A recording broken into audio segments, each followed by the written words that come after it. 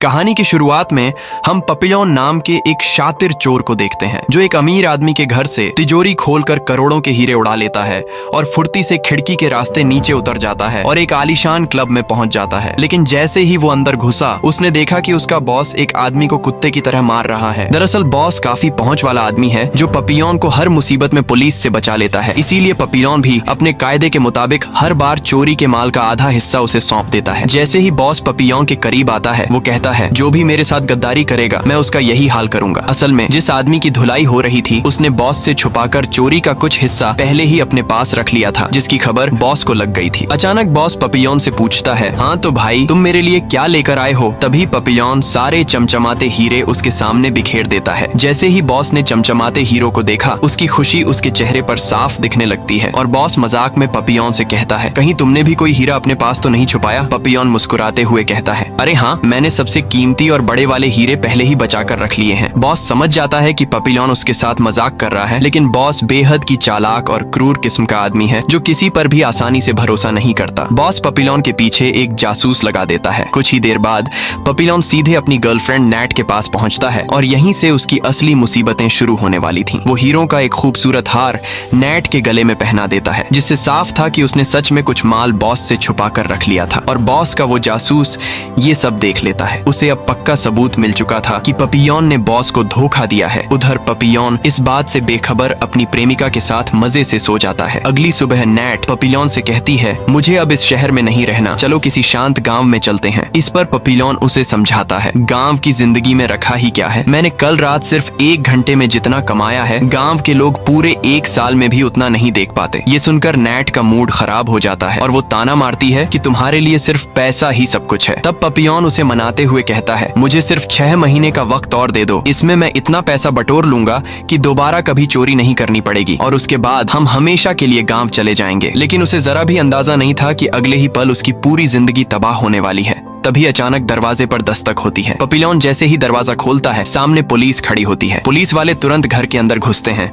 और पपिलॉन को कत्ल के संगीन इल्जाम में दबोच लेते हैं। असल में धोखे की भनक लगते ही ये पुलिस वाले उसके बॉस ने ही भेजे थे। पपिलॉन चिल्लाता रह जाता है कि उसने किसी की जान नहीं ली, लेकिन पुलिस उसकी एक नहीं सुनती और उसे सीधे थाने ले जाती है। अगले दिन नेट्टे पुलिस स्टेशन पहुंचती है और रोते हुए बताती है कि अदालत ने उसे उम्र कैद की सजा सुना दी है। तब पपिलॉन को समझ आता है कि उस रात बॉस ने जिस आदमी को जान से मार दिया था उस मौत का पूरा ठीकरा उसके सिर पर फोड़ दिया गया है। नेट्टे उसे हौसला देते हुए कहती है, मैं ऊपरी अदालत में अपील करूंगी और तुम्हें बहुत जल्द बाहर निकाल लूंगी। लेकिन पपिलॉन हताश होकर कहता है, इसका कोई फायदा नहीं, क्योंकि मुझे बहुत तगड़े तरीके से फंसाया गया है। मेरे बॉस ने पुलिस के अफसरों को मोटी रकम खिलाई है।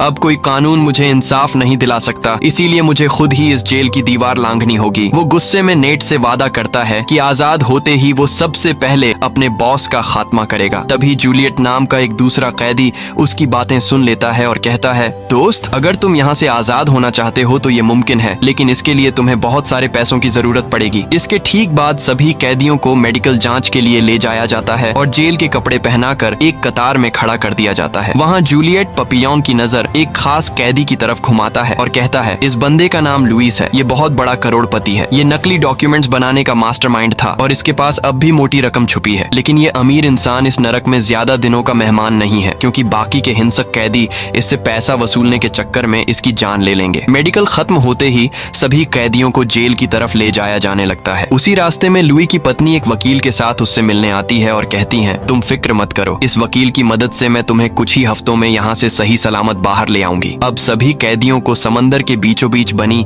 एक सुरक्षित जेल में भेजने के लिए जहाज पर सवार किया जाता है। वहाँ पपिलॉन मौका देखकर सीधा लुई के पास पहुंचता है और कहता है, इस जेल के अंदर एक से बढ़कर एक खूंखार कैदी बंद हैं, जो सिर्फ तुम्हारी दौलत के चक्कर में तुम्हारी गर्दन काटने को तैयार बैठे हैं। लेकिन अगर तुम चाहो तो मैं तुम्हारा पर्सनल बॉडीगार्ड बनने को तैयार हूँ, बस बदले में तुम्हें मेरी फरारी के लिए पैसे देने होंगे। लुइस हल्का सा मुस्कुराता है और कहता है, मुझे तुम्हारी इस सुरक्षा की कोई जरूरत नहीं, यहाँ सख्त गार्ड्स तैनात हैं। लेकिन लुई का ये भ्रम बहुत जल्द टूटने वाला था। रात के अंधेरे में अचानक एक अजीब सी आहट सुनकर लुई की आंखें खुल जाती हैं। वो देखता है कि एक भारी भरकम कैदी तभी उसके ठीक बगल में सोए हुए शख्स का गला रेत कर उसकी जान ले लेता है और उसके सारे पैसे छीन लेता है। लूटपाट के बाद वो कातिल कैदी उन पैसों में से कुछ हिस्सा वहीं जमीन पर फेंक देता है। तभी एक सिक्योरिटी गार्ड आता है, लेकिन वो कातिल को पकड़ने की बजाय जमीन पर गिरे पैसों को चुपचाप अपनी जेब में रख लेता है। ये खौफनाक मंजर देखकर लुइस के होश उड़ जाते हैं और उसे समझ आ जाता है कि यहाँ के गार्ड्स खुद अपराधियों के साथ मिले हुए हैं। अगली सुबह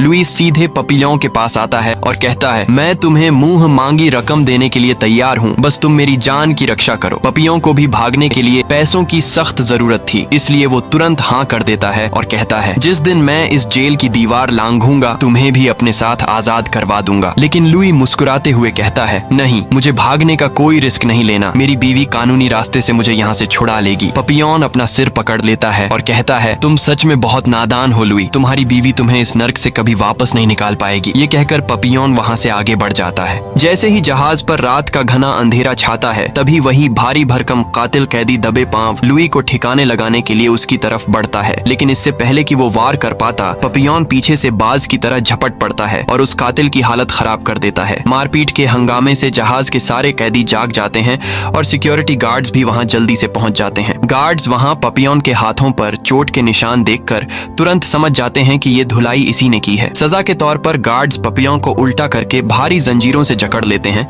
और कई दिनों के लिए उसका खाना पानी बंद कर देते हैं। लेकिन काल कोठरी में बंद पपियोन को बस एक ही चिंता सता रही थी कि कहीं उसकी गैर मौजूदगी में कोई लुई की जान ना ले ले। लेकिन जैसे ही पपियोन अपनी सजा पूरी करके बाहर आता है तो नजारा कुछ और ही था। पपियोन ने उस रात उस कैदी को इतने बुरे तरीके से मारा था कि उस खौफ को देखकर अब जेल के बाकी कैदियों की भी फटी पड़ी थी। किसी में इतनी हिम्मत नहीं बची थी कि वो लुइस की तरफ आंख उठाकर भी देख सके। इसके बाद सभी कैदियों को जहाज से नीचे उतारा जाता है और एक कतार में बांधकर जेल के अंदर ले जाया जाता है। ये जेल बेहद ही सख्त और बेरहम थी, जिसे समंदर के बीच एक सुनसान टापू पर बनाया गया था, जहां से भागना लगभग नामुमकिन था। वहां का कड़क जेल वार्डन सभी कैदियों को लाइन में खड़ा करके चेतावनी देता है, मुझे मालूम है कि तुम में से बहुत से शातिर यहाँ से भागने के सपने देख रहे होंगे। मैं तुम्हें भागने से बिल्कुल नहीं रोकूंगा, क्योंकि जब मेरे गार्ड्स तुम्हें भागते हुए गोली मारेंगे तो उन्हें बड़ा मजा आएगा। इस टापू पर दो ऐसे पहरेदार हैं जिन्हें तुम कभी चकमा नहीं दे सकते। पहला है ये खौफनाक जंगल, जहाँ तुम भूख और प्यास से तड़प तड़प कर दम तोड़ दोगे, और अगर किस्मत से तुमने इस जंगल को पार कर भी लिया तो तुम्हारा दूसरा काल है ये समंदर और इसके पानी में घात लगाए बैठी शार्क मछलियां जो तुम्हें जिंदा ही चबा जाएंगी। वार्डन आगे कहता है, अगर पहली बार भागने की कोशिश की तो 2 साल के लिए ऐसी तन्हा कोठरी में सड़ोगे जहाँ सूरज की रोशनी भी नहीं पहुँचती। दूसरी बार ये हिमाकत की तो 5 साल की सजा, और अगर किसी ने मेरे किसी गार्ड पर हाथ उठाने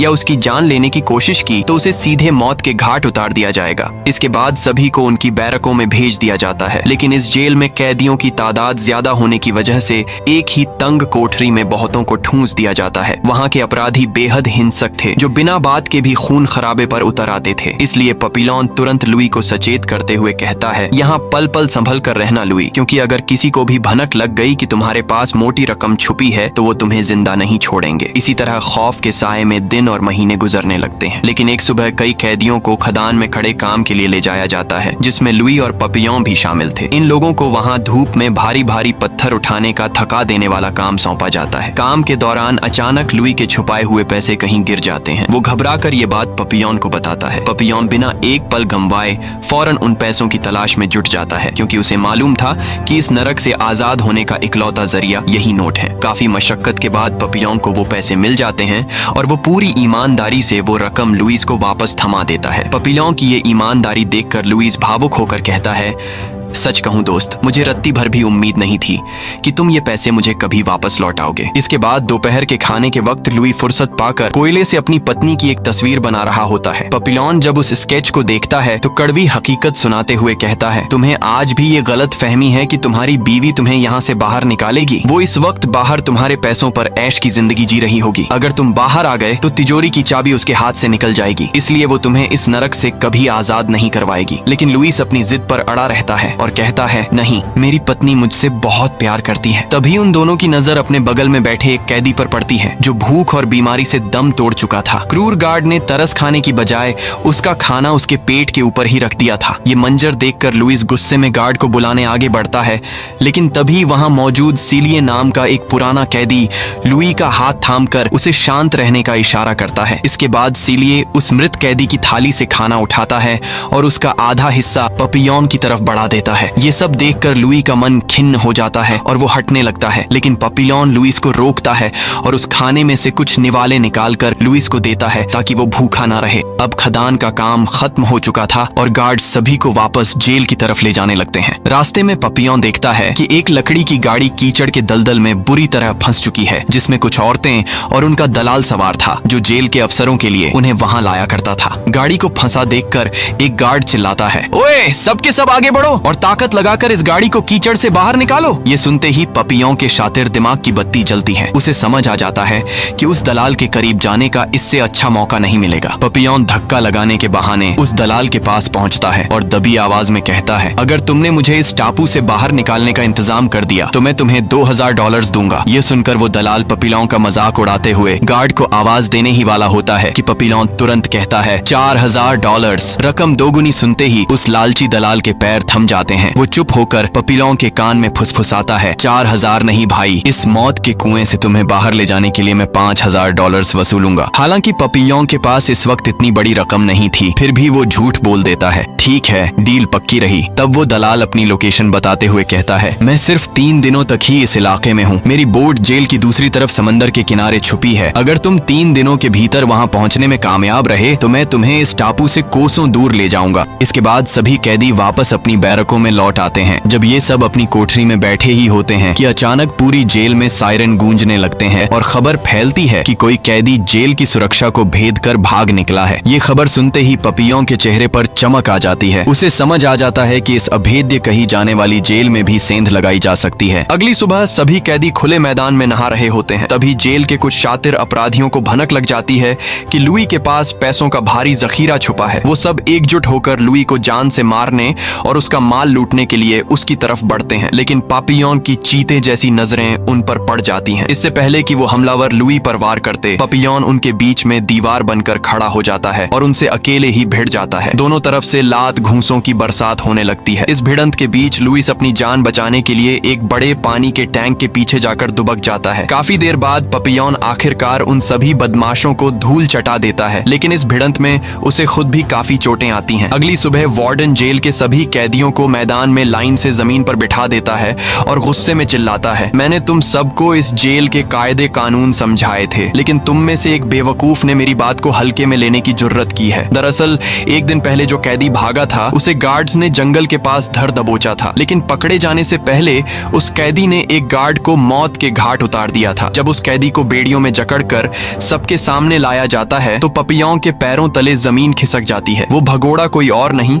बल्कि उसका वही दोस्त जूलियट था जिसने उसे लुइस के बारे में बताया था। अब जेल के नियमों के मुताबिक वार्डन बिना कोई रहम खाए सबके सामने एक भारी ब्लेड से जूलियट का सिर धड़ से अलग करने का हुक्म दे देता है। इस रूह कंपा देने वाले मंजर को देखकर पूरी जेल के कैदियों के हलक में थूक सूख जाता है। इस खौफनाक सजा के बाद वार्डन पपियॉन को हुक्म देता है कि जूलियट की इस बेजान लाश को उठाकर जंगल के गहरे गर्त में फेंक आओ। इस काम के लिए तुम अपने साथ किसी एक कैदी को चुन सकते हो। पपियॉन तुरंत लुई का नाम ले लेता है। इसके बाद दोनों उस भारी लाश को अपने कंधों पर उठाते हैं और बंदूकधारी गार्ड की सख्त निगरानी में घने जंगल की तरफ बढ़ जाते हैं। काफी दूर तक उस भारी लाश का बोझ उठाने की वजह से लुई का बदन जवाब दे जाता है और वो बेदम होकर वहीं जमीन पर बैठ जाता है। ये देखकर क्रूर गार्ड गुस्से में लुई को ठोकर मारकर दोबारा लाश उठाने को कहता है, लेकिन लुई की हिम्मत अब जवाब दे चुकी थी। ये नाफरमानी देखकर गार्ड आपा खो बैठता है और लुई पर चमड़े के भारी कोड़े बरसाना शुरू कर देता है। लुई की पीठ पर कोड़ों के घाव देखकर पपियॉन का खून खौल उठता है। वो जमीन से एक नुकीला पत्थर उठाता है और पूरी ताकत से उस गार्ड के सिर पर दे मारता है। गार्ड लहूलुहान होकर वहीं ढेर हो जाता है। अब पपियॉन के पास भागने का आखिरी मौका था। वो हवा की रफ्तार से जंगल के अंदर दौड़ लगा देता है। बाकी के गार्ड्स बंदूकें ताने उसके पीछे लग जाते हैं और अंधाधुंध गोलियां चलाने लगते हैं, लेकिन पपियॉन अपनी जान की बाजी लगाते हुए पास ही में बहती एक तेज नदी में छलांग लगा देता है और उनकी नजरों से ओझल हो जाता है। वो पानी के तेज बहाव के साथ तैरते हुए सीधे टापू के उस गुप्त किनारे पर पहुंचता है जहां वो दलाल अपनी नाव लेकर उसका इंतजार कर रहा था। पपियों हांफते हुए नाव पर चढ़ता है और चिल्लाता है, चलो भाई जल्दी से इस नाव को आगे बढ़ाओ और मुझे इस नर्क से कोसों दूर ले चलो। लेकिन वो दलाल टस से मस नहीं होता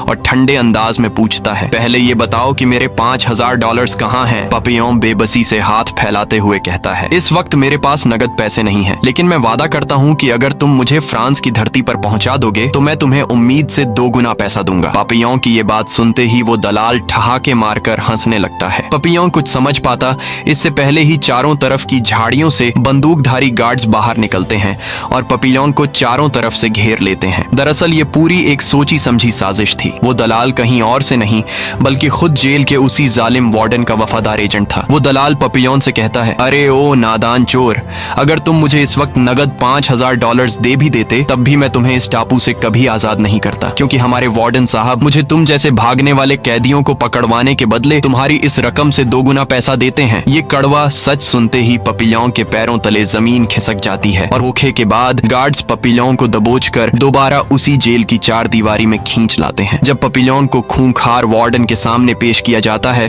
तो वार्डन हंसते हुए कहता है, बेटा तुम्हारी किस्मत बहुत बुलंद है कि जिस अफसर के सिर पर तुमने पत्थर से वार किया था उसकी जान बच गई। अगर वो मर जाता तो हम तुम्हारी गर्दन भी वैसे ही काट देते जैसे तुम्हारे दोस्त जूलियट की काटी थी। नियम तोड़ने के जुर्म में पापियों को काल कोठरी के नरक में धकेल दिया जाता है, जहां 24 घंटे सिर्फ घना अंधेरा पसरा रहता था। वहां कैदी को पूरे 2 साल तक बिना किसी इंसानी आवाज को सुने बिल्कुल अकेले घुट घुट कर जीना पड़ता था। शुरुआती कुछ महीनों तक तो पपियोन खुद पर काबू रखता है, लेकिन धीरे धीरे अकेलेपन की वजह से उसका दिमागी संतुलन डगमगाने लगता है। उसे खाने के नाम पर सिर्फ उबला हुआ गंदा पानी दिया जाता था, जिससे उसका ताकतवर बदन अब हड्डियों का ढांचा बनने लगा था। एक दिन वो अपनी बैरक के दरवाजे की झिड़ी से देखता है कि गार्ड्स एक मरे हुए कैदी की लाश को बेरहमी से घसीट कर ले जा रहे हैं। ये मंजर देखकर पापियों अंदर से पूरी तरह टूट जाता है। कुछ दिनों बाद वही जख्मी अफसर उसकी कोठरी में आता है और गुस्से में पापियों को अधमरा होने तक बुरी तरह पीट कर चला जाता है। अब पापियों की हालत बदतर हो चुकी थी और वो खुद अपनी आवाज तक भूल चुका था। एक दिन जब पापियोन बेसुध था तभी एक पहरेदार उसकी कोठरी के दरवाजे से एक बाल्टी अंदर सरका देता है। पापियोन जब रेंगते हुए बाल्टी के पास पहुंचता है तो उसके अंदर एक नारियल और एक सीक्रेट खत मिलता है। खत की लिखावट पढ़ते ही वो समझ जाता है कि इस मौत के कुएं में उसकी फिक्र करने वाला इकलौता दोस्त लुई ही है। सालों बाद किसी पौष्टिक चीज का निवाला पाकर पपियोन की खुशी का ठिकाना नहीं रहता। आने वाले कुछ महीनों में पपियोन के बेजान शरीर में एक बार फिर से जान लौटने लगती है। खुद को दोबारा तैयार करने के लिए पपियोन अब उस अंधेरी कोठरी में ही रोज कसरत भी करने लगा था। लेकिन पपियोन के ये अच्छे दिन ज्यादा दिनों तक नहीं टिकने वाले थे। एक सुबह जब पपियोन बाल्टी से नारियल निकालने की कोशिश करता है तभी एक दूसरा खूंखार गार्ड वहां आ धमकता है। वो बाल्टी को बाहर खींचकर उसकी जांच करता है और छुपाया हुआ नारियल उसके हाथ लग जाता है। ये चोरी पकड़े जाने पर वो बेरहम गार्ड उस मददगार पहरेदार को वहीं पर जान से मार देता है और सीधे जाकर वार्डन को इस साजिश की खबर दे देता है। वार्डन गुस्से में सीधे पपियों की बैरक के सामने पहुंचता है और गरजते हुए पूछता है, सच सच बताओ चोर, तुम तक ये नारियल पहुंचाने वाला गद्दार कौन है? पपियोन अपने सच्चे दोस्त लुई की जान बचाने के लिए चुप रहता है। वार्डन उसे डराते हुए कहता है, अगर तुमने उस बंदे का नाम मुझे नहीं बताया तो मैं तुम्हारा यहाँ जीना इस नरक से भी ज्यादा बदतर बना दूंगा। लेकिन पपियोन झुकने वाला इंसान नहीं था। वो टस से मस नहीं होता। इस नाफरमानी की सजा के तौर पर वार्डन उसका बचा कुचा राशन भी आधा कर देता है। कुछ महीनों के बाद वो जालिम वार्डन फिर से पपियों की नब्ज टटोलने आता है, इस बार अपने साथ एक कटोरा गर्मा गर्म सूप लेकर। वार्डन को पूरा भरोसा था कि कई महीनों से भूखा प्यासा पपियों इस लजीज सूप को देखकर अपना ईमान बेच देगा। लेकिन पपियों उस सूप को पीने के बजाय उल्टा चम्मच में सूप भरकर वार्डन के ही मुंह की तरफ बढ़ाने लगता है। ये बेइज्जती देखकर वार्डन का गुस्सा 7वें आसमान पर पहुंच जाता है। वो तमतमाते हुए अपने गार्ड्स को हुक्म देता है, इस बदतमीज के सेल की बची कुची रोशनी भी हमेशा के लिए छीन लो। इसके कमरे को पूरी तरह सील कर दो। अब पपियों के लिए उस मुकम्मल काले अंधेरे में टिके रहना किसी खौफनाक इम्तिहान जैसा बन चुका था। वक्त बीतने के साथ पपियों की दिमागी हालत सच में जवाब देने लगती है। वो दीवारों से खुद ही बातें करने लगता है और एक रात पपियों खुद की जान लेने की भी कोशिश करता है। इसी तरह घिसटते घिसटते आखिरकार काल कोठरी की वो 2 साल की सजा पूरी हो जाती है। जब गार्ड सलाखों का ताला खोलकर उसे बाहर खींचते हैं तो पापियों का जिस्म पूरी तरह बेजान हो चुका था। हालत नाजुक देखकर गार्ड्स उसे सीधे जेल के हॉस्पिटल वार्ड में भेज देते हैं। वहाँ बेड पर उससे मिलने उसका अजीज दोस्त लुई आता है। लुई चूंकि एक पढ़ा लिखा इंसान था, इसीलिए अब वो जेल के वार्डन के लिए कुछ जरूरी सीक्रेट सरकारी डॉक्यूमेंट्स तैयार तैयार करने का काम संभाल रहा था, जिससे वार्डन उससे खुश था। लुई जब पपियों को इस अधमरी हालत में देखता है तो उसका दिल भर आता है और वो पपिलोन से माफी मांगता है, क्योंकि उसे मलाल था कि पपिलोन की ये दुर्दशा सिर्फ उसकी वजह से हुई है। लुइस रोते हुए कहता है, भाई तुमने उस दिन खदान में बिल्कुल सच कहा था। मेरी बीवी ने मुझे बहुत बड़ा धोखा दिया है। उसने मेरे सारे पैसों पर कब्जा करके उस मक्कार वकील से शादी रचा ली है और अब वो बाहर उसके साथ ऐश की जिंदगी बिता रही है। लुइस के मुंह से ये हकीकत सुनकर अचानक पपियोन धीरे से हंसने लगता है और यहीं पर कहानी में एक बहुत बड़ा ट्विस्ट आता है। हमें पता चलता है कि पपिलोन असल में पागल होने का सिर्फ एक बेहतरीन नाटक कर रहा था। हकीकत में उसकी दिमागी हालत बिल्कुल ठीक थी। लुइस हैरान होकर उसे देखता है और कहता है, सलाम है तुम्हारी हिम्मत को भाई। अगर तुम्हारी जगह मैं होता तो इन जालिमों की इतनी सख्त मार कभी नहीं सह पाता और वार्डन के आगे घुटने टेक कर तुम्हारा नाम उगल देता। तब पपियोन लुई का हाथ थाम कर कहता है, ऐसा नहीं है दोस्त कि ये ख्याल मेरे दिमाग में नहीं आया, लेकिन जब जब मेरा हौसला डगमगाता था तब मुझे तुम्हारा ये मासूम चेहरा याद आ जाता था। ये सुनकर लुई की आंखों में पपियों के लिए इज्जत और बढ़ जाती है। वो पपिलों के कान में फुसफुसाते हुए कहता है, हम अब भी इस सलाखों के पीछे से आजाद हो सकते हैं पपिलोन, बस हमें एक परफेक्ट प्लान की जरूरत है। और अब मुझे पक्का यकीन है कि जब तुम्हारे जैसा फौलादी दोस्त मेरे साथ है तो इस नरक के देवता भी हमें यहाँ रोकने में कामयाब नहीं हो पाएंगे। हॉस्पिटल के बेड पर लेटे लेटे लुइस पपियों को सिलिए के बारे में एक बड़ी खबर देता है, जिसने खदान में पपियों के साथ अपना खाना बांटा था। लुई बताता है, सिलियर ने बाहर के किसी बंदे से साठ गांठ करके एक बोट का बंदोबस्त कर लिया है। आने वाले संडे को जेल का वार्डन कुछ खास अफसरों के साथ थिएटर रूम में फिल्म देखने वाला है। जब सब उसमें मशगूल होंगे, ठीक उसी मौके का फायदा उठाकर हम इस कैद से रफू चक्कर हो जाएंगे। अभी इन दोनों की ये सीक्रेट बातचीत चल ही रही होती है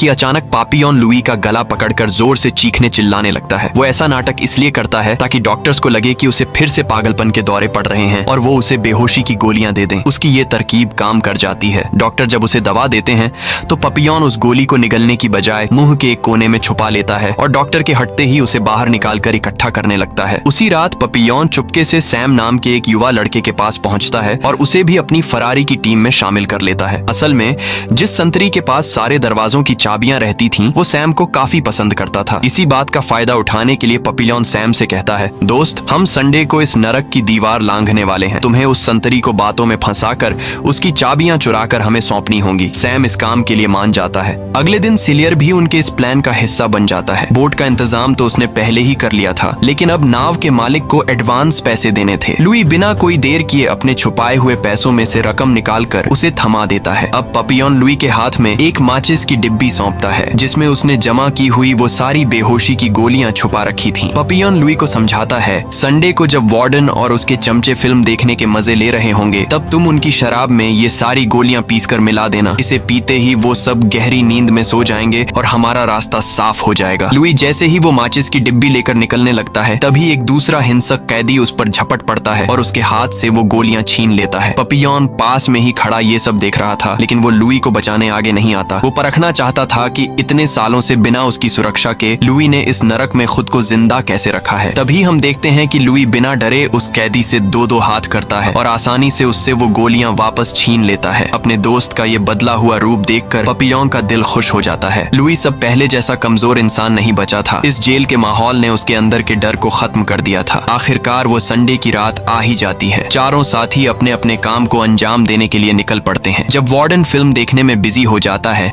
तब लुई मौका पाकर उनकी ड्रिंक्स में वो बेहोशी की गोलियां मिला देता है। दूसरी तरफ सैम उस चाबी वाले संतरी को बातों में फंसाकर वॉशरूम की तरफ ले जाता है। उधर लुइस, वार्डन और अफसरों की टेबल पर वो नशीली ड्रिंक सर्व कर देता है। सैम जिस संतरी को वॉशरूम के अंदर लेकर गया था, वहाँ पपियोन पहले से ही अंधेरे में घात लगाए बैठा था। फिल्म के शोर का फायदा उठाते हुए पपियोन पीछे से आता है और लोहे की एक भारी रॉड से उस संतरी के सिर पर वार करके उसे वहीं ढेर कर देता है। लेकिन इस अफरा तफरी में ऊपर से कुछ आवाजें आती हैं, जिसे बाहर एक दूसरा गार्ड सुन लेता है। वो हकीकत जानने के लिए आगे बढ़ने ही वाला होता है कि तभी लुइस की मिलाई हुई दवा अपना असर दिखा देती है। वो संतरी और अंदर फिल्म देख रहे वार्डन समेत सारे अफसर वहीं कुर्सियों पर बेहोश हो जाते हैं। प्लान के मुताबिक ये चारों जैसे ही मुख्य परिसर से बाहर निकलने की कोशिश करते हैं, अचानक आसमान में काले बादल छा जाते हैं और मूसलाधार बारिश शुरू हो जाती है। बारिश के चलते पूरी जेल की बिजली गुल हो जाती है और चारों तरफ घना अंधेरा छा जाता है। इस अंधेरे का फायदा उठाकर ये चारों जैसे तैसे जेल की ऊंची दीवार पर चढ़ने में कामयाब हो जाते हैं। वहां से पपियोन, सिलियर और सैम एक एक करके नीचे छलांग लगा देते हैं। लेकिन जैसे ही लुई की कूदने की बारी आती है, जेल की बिजली अचानक वापस आ जाती है और चारों तरफ सर्च लाइट्स घूमने लगती सकती हैं। पकड़े जाने के इसी खौफ में लुइस का संतुलन बिगड़ जाता है और वो सीधे नीचे एक नुकीले पत्थर पर जा गिरता है। इससे लुइस के पैर में बहुत गंभीर चोट आती है और वो दर्द से कराह उठता है। लुइस अब एक कदम भी चलने की हालत में नहीं था। ये देखकर सीलिए बेरुखी से कहता है, इस आदमी का पैर टूट चुका है, ये हमारे लिए सिर्फ एक बोझ है, हम इसे अपने साथ आगे नहीं ले जा सकते। लेकिन पपियॉन अपने उस सच्चे यार को इस मौत के मुंह में अकेला छोड़ने के लिए तैयार नहीं था। वो तुरंत सैम की मदद लेता है और दोनों मिलकर लुई को अपने कंधों पर उठा लेते हैं और आगे बढ़ जाते हैं। कुछ दूर आगे घने अंधेरे में से एक अनजान शख्स उनके सामने बंदूक तान कर खड़ा हो जाता है। उसे देखकर सब सहम जाते हैं, लेकिन सीलियर तुरंत कहता है, ये वही बंदा है जो हमें समंदर पार कराने के लिए अपनी नाव सौंपने आया है। इसके बाद ये चारों बिना कोई वक्त गंवाए उस छोटी सी नाव में सवार होते हैं और जेल की सीमा से दूर निकल जाते हैं। जेल की दीवारों से तो ये आजाद हो चुके थे, लेकिन असली मुसीबत अभी इनका इंतजार कर रही थी। इनकी नाव आकार में बेहद छोटी थी, जो 4 तंदुरुस्त मर्दों का वजन संभालने के काबिल नहीं थी। भारी वजन की वजह से नाव में धीरे धीरे नीचे से समंदर का पानी भरने लगता है। ये खतरनाक मंजर देखकर सेलियर के सिर पर खून सवार हो जाता है। वो गुस्से में चीखता है, अगर हमें जिंदा बचना है तो इस नाव का वजन तुरंत कम करना होगा। वैसे भी लुइस हमारे किसी काम का नहीं बचा, इसीलिए इसे उठाकर समंदर में फेंक देते हैं। पपियॉन सेलियर की ये बात सुनते ही भड़क जाता है और ऐसा करने से साफ इनकार कर देता है। ये सुनकर सीलियर आपा खो बैठता है और लुइस को पानी में धक्का देने के लिए उस पर हमला कर देता है। पपियॉन लुइस को बचाने के लिए बीच में कूदता है और सीलियर से भिड़ जाता है, लेकिन सीलियर ताकत में पापियॉन पर भारी पड़ रहा था। वो पापियॉन को नीचे गिराता है और उसका गला घोंटने लगता है। पापियॉन की सांसें अटकने ही वाली होती हैं कि तभी पीछे से घायल लुइस अपनी पूरी ताकत समेटता है और एक नुकीला चाकू निकालकर सीलियर की पीठ पर कई वार कर देता है। चाकू लगते ही सीलियर लहूलुहान होकर वहीं ढेर हो जाता है। इसके बाद पपियॉन और लुइस मिलकर सीलियर की उस बेजान लाश को समंदर की लहरों के हवाले कर देते हैं। लुई ने अपनी जिंदगी में पहली बार किसी इंसान का खून किया था, जिसकी वजह से वो गहरे सदमे में चला जाता है और कांपने लगता है। लेकिन पपियॉन उसे गले से लगाता है और समझाता है, हौसला रखो दोस्त, अगर तुम आज उस पर वार नहीं करते तो वो हम दोनों को मारकर समंदर में फेंक देता। सीलियर के हटने के बाद नाव का वजन तो ठीक हो जाता है, लेकिन अभी ये लोग इस हादसे से उबर भी नहीं पाए थे कि तभी उनकी नजर सामने उठती हुई समंदर की विशाल लहरों पर पड़ती है। सामने से एक बहुत ही भयानक तूफान उनकी तरफ बढ़ रहा था। इस छोटी सी नाव में उस तूफान से बचने का कोई रास्ता नहीं था। कुछ ना सूझने पर वो तीनों सब कुछ ऊपर वाले के भरोसे छोड़कर नाव के तख्तों से कसकर चिपक जाते हैं। कुछ ही पलों में वो तूफान उनकी नाव को अपनी आगोश में ले लेता है। लहरों के इस जबरदस्त थपेड़े की वजह से पपियॉन का सिर किसी चीज से टकराता है और वो समंदर के बीच ही बेहोश हो जाता है। जब काफी समय बाद पपियॉन की आंखें खुलती हैं, तो वो खुद को समंदर के पानी से दूर एक खूबसूरत रेतीले टापू के किनारे पर पाता है। असल में तूफान की तबाही के बाद ये तीनों बेहोशी की हालत में यहाँ के स्थानीय आदिवासी लोगों को मिले थे, जिन्होंने रहम खाकर इन तीनों का जड़ी बूटियों से इलाज किया और उनकी जान बचाई। पपियॉन जब लड़खड़ाते कदमों से उस आदिवासी बस्ती से बाहर आता है, तो वहाँ उसकी मुलाकात एक ईसाई नन से होती है। पपियॉन उस नन से अपने बाकी दोनों साथियों के बारे में पूछता है, जिस पर वो नन मुस्कुराकर जवाब देती है, तुम शांत रहो बेटे, तुम्हारे दोनों दोस्त बिल्कुल सही सलामत हैं और इस वक्त अंदर आराम कर रहे हैं। वो नन पपियॉन के कपड़ों और उनकी हालत से भांप चुकी थी कि ये तीनों किस नरक से भाग कर आए हैं। फिर भी वो पपियॉन को सांत्वना देते हुए कहती हैं, फिक्र मत करो, ऊपर वाला तुम सबकी गलतियों को माफ कर देगा। इसके बाद पपियॉन अपने बदन की थकान मिटाने समंदर के साफ पानी में नहाने चला जाता है। न जाने कितने बरसों के बाद आज वो बिना किसी बेड़ी और खौफ के खुली हवा में चैन की सांस ले रहा था। नहाने के बाद पपियॉन सीधे लुई के पास पहुंचता है और गंभीर होकर कहता है, लुइस, हम इस जगह पर ज्यादा दिनों तक नहीं रुक सकते, हमें आज ही यहाँ से आगे निकलना होगा, क्योंकि यहाँ के कबीले वाले समझ चुके हैं कि हम कानून से भागे हुए मुजरिम हैं। लेकिन लुइस और सैम अब और ज्यादा भाग दौड़ करने की हालत में नहीं थे। वो दोनों पपियॉन के साथ आगे जाने से साफ मना कर देते हैं और वहीं रुकने का फैसला करते हैं। अपने दोस्तों की जिद देखकर पपियॉन भारी मन से अकेला ही उस रास्ते पर आगे निकल पड़ता है। लेकिन वो जैसे ही बस्ती से थोड़ी दूर जंगल की तरफ जाता है, उसे सामने कुछ पुलिस वाले बंदूकें ताने झाड़ियों में तलाश करते हुए दिखाई देते हैं। पुलिस को देखते ही पपियॉन के होश उड़ जाते हैं। वो उल्टे पैर दौड़ता हुआ वापस लुइस और सैम के पास पहुंचता है और चिल्लाता है, जल्दी करो दोस्तों, पुलिस यहाँ आ चुकी है, हमें अभी भागना होगा। लेकिन इससे पहले कि वो तीनों वहाँ से निकल पाते, पुलिस की एक पूरी टुकड़ी उन्हें चारों तरफ से घेर लेती है। अपनी जान बचाने के लिए सैम जैसे ही दौड़ने की कोशिश करता है, पुलिस वाले बिना कोई रहम खाए सीधे उसके सीने में गोली दाग देते हैं और सैम वहीं दम तोड़ देता है। इस खौफनाक मंजर के बीच लुई पपियॉन की तरफ देखता है और नम आंखों से कहता है, जब तुमने पुलिस को आते देखा था पपियॉन, तो तुम्हें मुझे बचाने के लिए वापस नहीं आना चाहिए था, तुम्हें अकेले ही भाग जाना चाहिए था। इसके बाद पुलिस उन दोनों को अपनी गिरफ्त में ले लेती है। तभी उन दोनों के सामने वो ईसाई नन आकर खड़ी होती है। तब जाकर उन्हें ये कड़वा सच पता चलता है कि पुलिस को उनके यहाँ छुपे होने की खबर किसी और ने नहीं बल्कि उसी अन्योन ने दी थी। दोबारा पकड़े जाने के बाद पपियॉन को घसीटते हुए फिर से उसी पुरानी जेल की सलाखों के पीछे ला खड़ा किया जाता है। अब चूंकि उसने दूसरी बार जेल की सुरक्षा तोड़ी थी, इसलिए नियमों के मुताबिक इस बार उसे पूरे 5 साल के लिए उसी काल कोठरी में फेंक दिया जाता है। इसके बाद कहानी में सीधा 5 साल आगे का सीन दिखाया जाता है। उसका शरीर अब हड्डियों का एक चलता फिरता ढांचा बन चुका था। सिर के सारे बाल सफेद हो चुके थे और वो बूढ़ा दिखने लगा था। आज पपियॉन की सजा के 5 साल पूरे हो चुके थे, इसलिए खुद जेल का वार्डन उसकी हालत देखने उसकी सेल पर आता है। वार्डन सलाखों के पीछे पपियॉन को जिंदा देखकर हैरान रह जाता है। वो अपनी गंभीर आवाज में कहता है, मानना पड़ेगा चोर, इस दुनिया में बहुत कम ऐसे इंसान पैदा होते हैं जिनके अंदर इतनी यातनाएं सहने की ताकत होती है। वार्डन कौतूहल से उससे पूछता है, वो ऐसी कौन सी उम्मीद है जिसने तुम्हें आज तक जिंदा रखा है? लेकिन पपिलॉन वार्डन की किसी भी बात का कोई जवाब नहीं देता। इसके बाद वार्डन के इशारे पर गार्ड्स उसे वहां से बाहर निकालते हैं। गार्ड्स पपियॉन को एक नाव में बिठाकर इस बार एक नई और बदनाम जेल में भेजने के लिए ले जाते हैं, जिसका नाम था डेविल्स आइलैंड यानी शैतान का टापू। ये एक ऐसी जगह थी जो समंदर के बीचों बीच एक बेहद ऊंची और सीधी चट्टान पर बनी हुई थी। इस टापू का इतिहास गवाह था कि आज तक यहाँ से कोई भी कैदी जिंदा भागने में कामयाब नहीं हो सका था, क्योंकि इस चट्टान के चारों तरफ हजारों फीट गहरा समंदर और उसकी खतरनाक लहरें थीं। इस जगह की सुरक्षा इतनी पक्की थी कि कैदियों पर नजर रखने के लिए वहाँ एक भी गार्ड तैनात नहीं किया गया था। बस हफ्ते में एक बार कुछ सिपाही नाव से आते और कैदियों के लिए थोड़ा सा सूखा राशन छोड़कर चले जाते। पापिलॉन जब इस डेविल्स आइलैंड की जमीन पर कदम रखता है तो वो देखता है कि यहाँ का अकेलापन और भयानक माहौल देखकर आधे से ज्यादा कैदी पूरी तरह पागल हो चुके हैं। लेकिन तभी उस भीड़ के बीच पपियों की नजर एक शख्स पर पड़ती है और उसके चेहरे पर मुस्कान आ जाती है। वो कोई और नहीं बल्कि उसका वही पुराना जिगरी यार लुई था।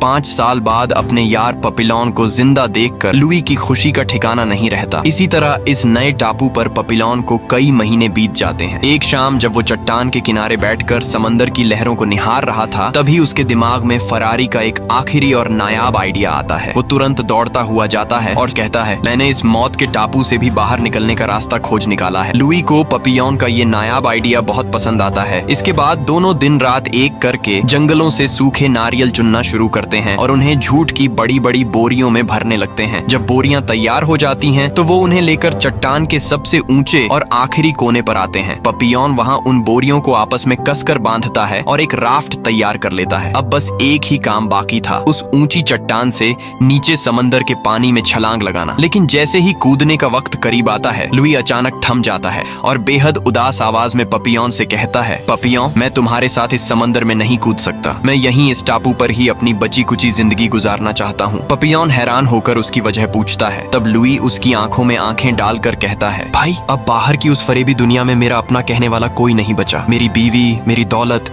सब कुछ खत्म हो चुका है। मैं अब इसी एकांत जिंदगी का आदी हो चुका हूँ और मुझे अच्छे से मालूम है कि मैं बाहर की उस मतलबी दुनिया में दोबारा जी नहीं पाऊंगा। पपियॉन अपने दोस्त के इस फैसले के पीछे का दर्द समझ जाता है। इसके बाद पपियॉन रोते हुए अपने यार लुई को कसकर अपने सीने से लगा लेता है और भारी मन से उसे आखिरी अलविदा कहता है। अब पपियॉन अकेला ही उस चट्टान के मुहाने पर खड़ा होकर समंदर की लहरों को मापता है। लुइस इस डेविल्स आइलैंड पर कई सालों से रह रहा था और उसने अपनी आंखों से देखा था कि आज तक जितने भी कैदियों ने इतनी ऊंचाई से नीचे समंदर में छलांग लगाई, वो जिंदा नहीं बचे। लेकिन इसके बावजूद लुई पपियॉन को रोकने की एक भी कोशिश नहीं करता। वजह साफ थी, वो जानता था कि जो इंसान काल कोठरी की 7 साल की नरक जैसी यातनाएं सहने के बाद भी अपनी आजादी के सपने देखना बंद नहीं कर सका, उस इंसान के लिए आजादी की कीमत उसकी खुद की जान से भी कई गुना ज्यादा है। तभी पपियॉन पहले अपनी बनाई हुई वो नारियल की राफ्ट नीचे पानी में फेंकता है और उसके ठीक बाद खुद आसमान की तरफ हाथ फैलाकर उस गहरी खाई में छलांग लगा देता है। पपियॉन के पानी में कूदते ही लुई घबराकर चट्टान के किनारे पर आता है